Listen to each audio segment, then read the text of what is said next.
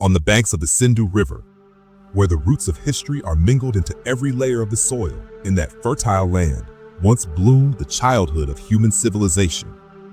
And in that very soil of its infancy lies buried a forgotten tale of glory, a dynasty, a ruler, a name, a consciousness, one that history not only neglected, but under the cloak of a borrowed culture, in the shadow of politics and propaganda, tried more than once to erase as if it had never existed at all. But history is stubborn. It can be silenced for a while, perhaps, but erased forever? Never. Neither its memory nor its dignity. This ruler was not merely a king. He was the last guardian of a civilization, the symbol of self-respect, the final, undying flame of a culture. He, Raja Dahir, the last Hindu ruler of Sindh, a man who even in defeat never truly lost. His self-sacrifice still raises questions in the silence of history, and in search of those answers, we now return to that unwritten chapter of the past. In the 7th century, in the province of Sindh, was born Raja Dahir, a proud son of a Brahmin dynasty.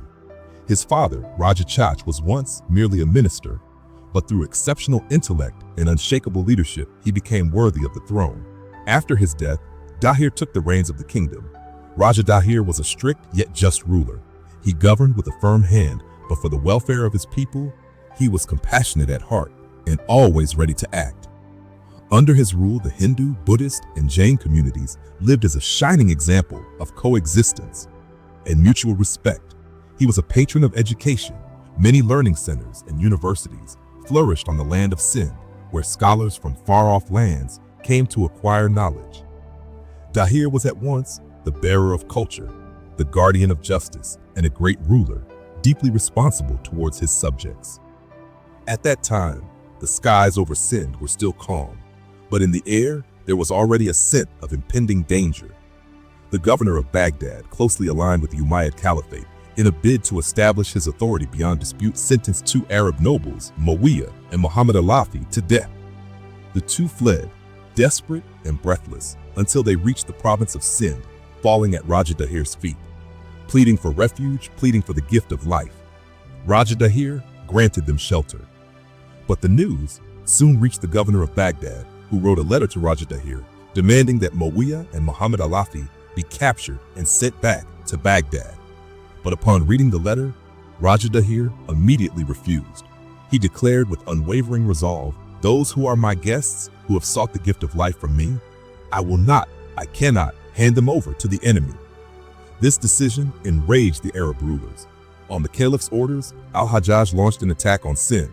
But thanks to Dahir's extraordinary leadership and the unmatched bravery of Sindh's soldiers, that invasion was crushed.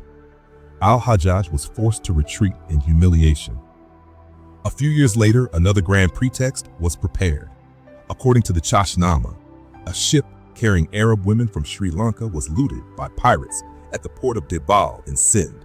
It was alleged that among the captives were relatives of the caliph himself, and the blame for this abduction was placed on Raja Dahir, though there was no direct evidence. Dahir made it clear he would take action against the pirates, and if evidence was found, he would personally punish the culprits.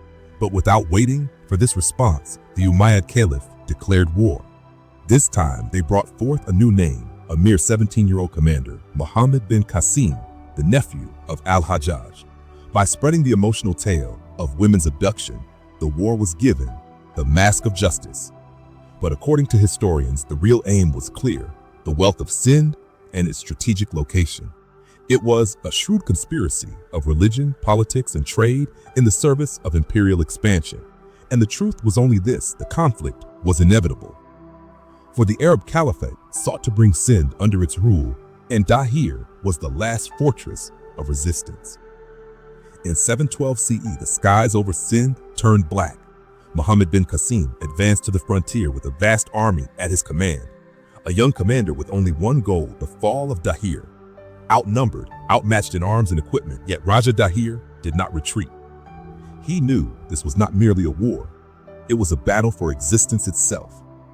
Near the capital city of Aror began a terrible bloodbath, remembered in history as the Battle of Aror.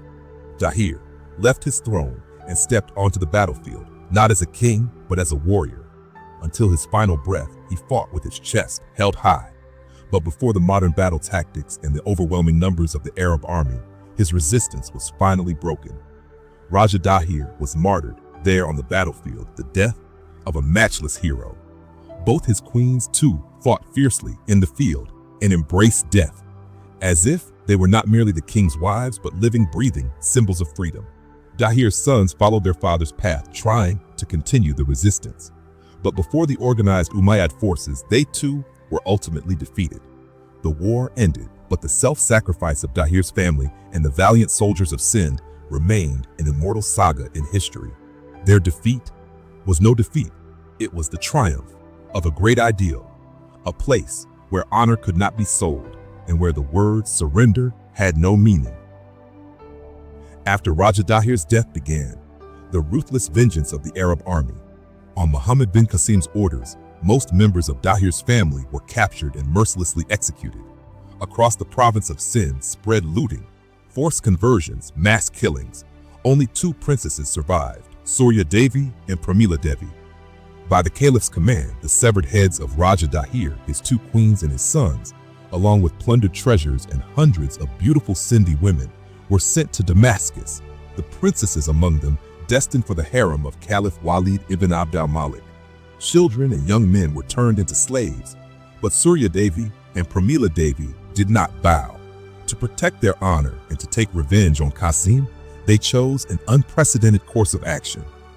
They told the caliph that Muhammad bin Qasim, defying the caliph's own orders, had dishonored them before sending them to Damascus.